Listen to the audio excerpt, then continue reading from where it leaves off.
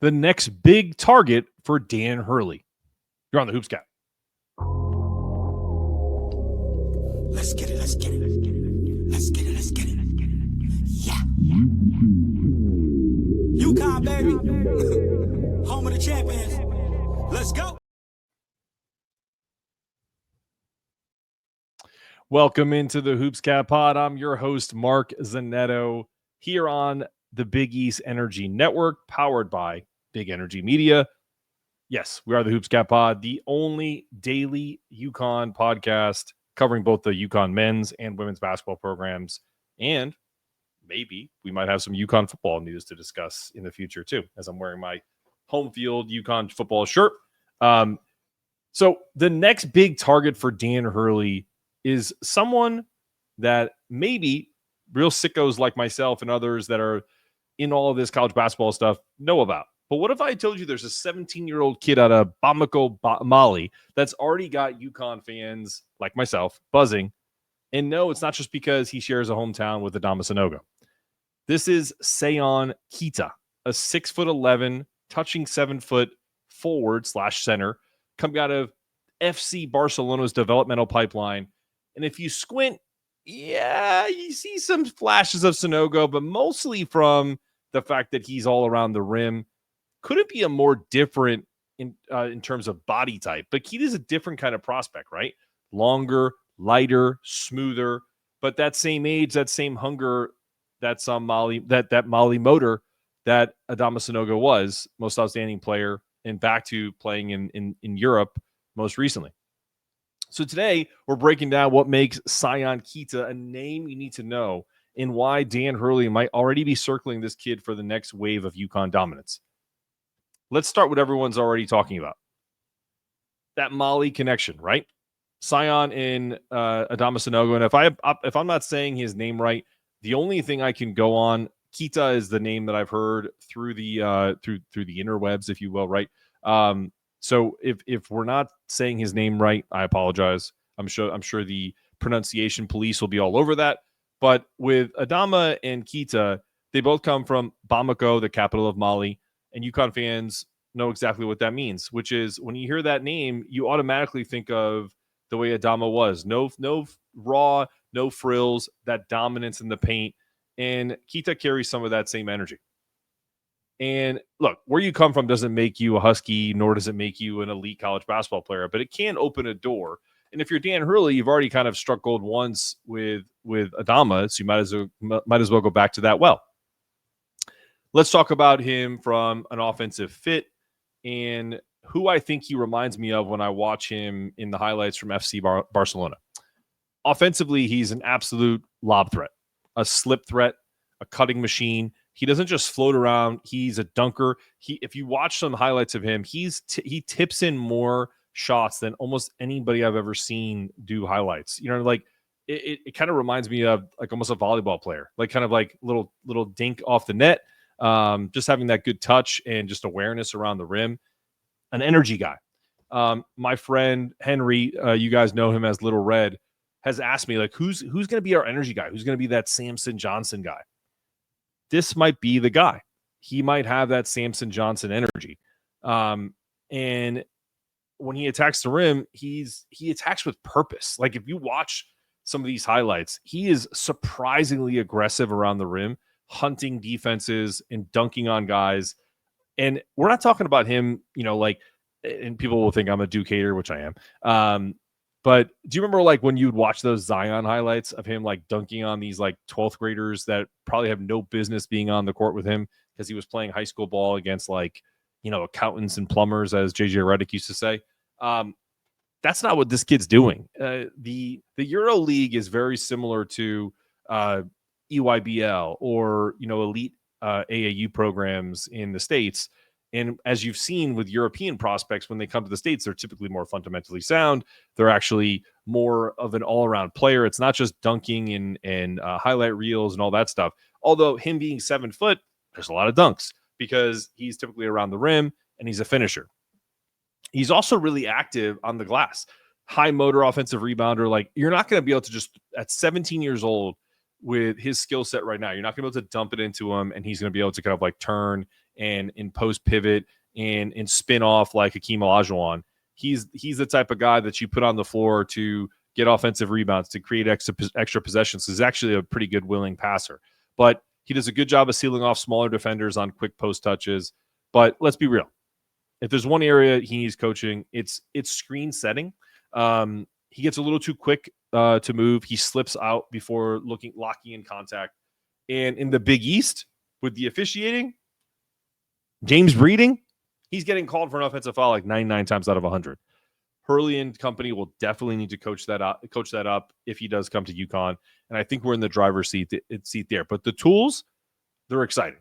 He has got a ton of energy, fluidity, and a high IQ. He's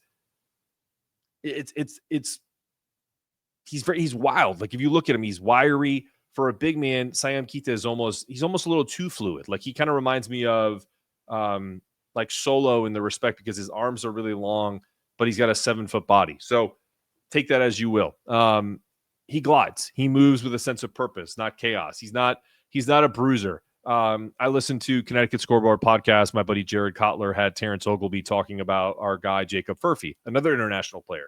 And one of the things one of the clips they put out, and I thought that was really cool, was that he put out a grimy picture on purpose for Jacob Furphy, and it wasn't to kind of like say, the guy has a bad picture. It's one of those where this is an Australian guy, Tasmanian player, who's kind of like a rugby player who is gonna like a bull in a china shop and is gonna like outwork you. But now he's gonna be here and hopefully, as Adam Finkelstein said, kind of working into getting that guy into shape. But with Keita, he's kind of the opposite of that. Like he's not a bull in a china shop. He's kind of like a ballerina in like a floor. If you threw a bunch of tacks on a floor, he could probably run through it without stubbing his toe once because he's so fluid out there. Does his footwork need to get better? Yes, but he's 17. He's gangly. He's not as thick as Adama. So, but he doesn't force action. He doesn't demand touches. He's a perfect developmental international prospect, and he knows exactly what he needs to do on the court.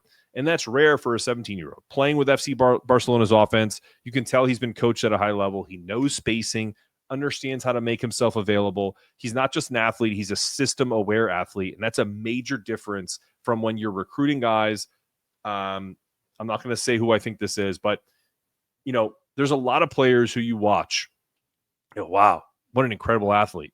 But when you put them in an offensive system that requires them to make quick reads, a la a quarterback, it's too slow and they think too much, and then their growth gets stunted. This kid is not one of those kids because he's been in this international system for a while and he understands how to move and where he needs to be on the basketball court. Now, we're going into the European gauntlet of this FC Barcelona. I kind of mentioned it before. Sayon Keita is developing in Spain in the FC Barcelona system, one of the best in the world. He's playing in the Adidas Next Generation Tournament, also known as ANKT. This is the top under-18 league in Europe. They're the version of EYBL or the McDonald's All-American circuit. You've got clubs like Real Madrid, Partizan, Zalgiris, and he's in the best part. The finals are held in the same weekend as the EuroLeague Final Four. That's the stage. It's big. It's there's a lot of people around, a lot of eyeballs. It's an incredible proving ground, and he's doing it at a high level. So he's standing out there. That's what makes him for real. He's not just playing prep ball. He's not, dunking on, fourth graders. This is where all future pros play in Europe. Obviously, some outliers here and there. What's his calling card? His defense. Not surprising. Let him run wild. Let him get into what he might be, kind of NBA level at that point, which is elite shot blocking, including, and I guarantee you this is something that Dan Hurley is excited about, not giving up on plays. Like you watch some of his highlights and, there's a run out and he's like LeBron James-esque running down the floor and doing a trail block, pinning it up against the backboard, and then starting an offensive break for his team the other way. Those are things you just can't teach. That's heart. That's, willingness, the ability to kind of be a type of player that they want to do things like that. So he's an elite shot blocker. He's got great timing. And because he doesn't carry a ton of weight, he doesn't actually put his body into you. Maybe that changes as he gains weight over the years, but He doesn't foul much. He will. The one negative of being such like a string bean like that is he could get pushed around a bunch.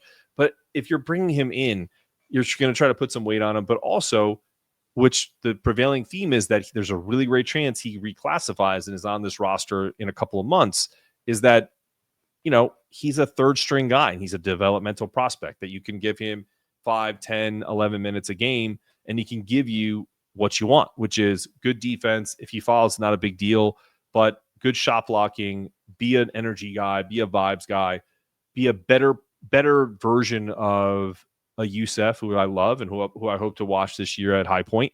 And, I think the kicker is when he gets a block, he almost can start the break himself. Yes, he can handle it a little bit because guess what? In Europe, they don't go, oh, wow, you're really tall. Go hang out with the bigs and work on your post moves. No, basketball is basketball over there.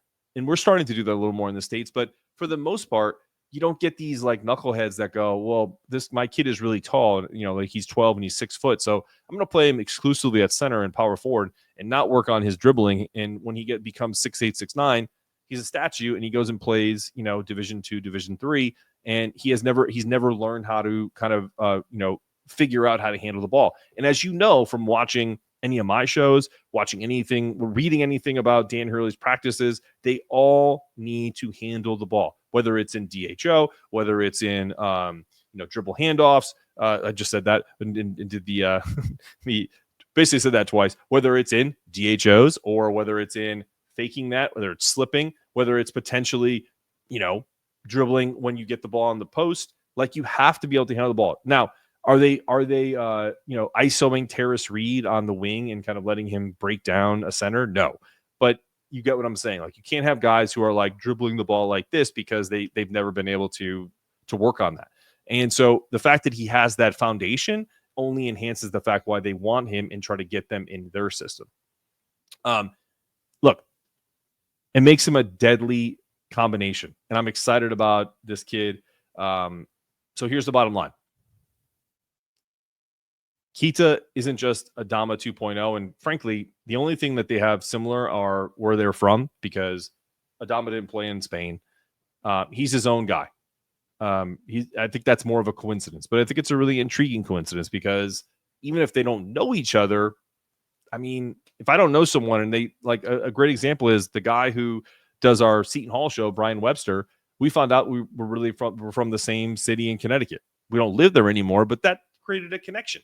So that just automatically kind of ingratiates you into whether, maybe him and Adama will have a conversation. Maybe he finds out, maybe his people have called, your people call my people and they figure something out.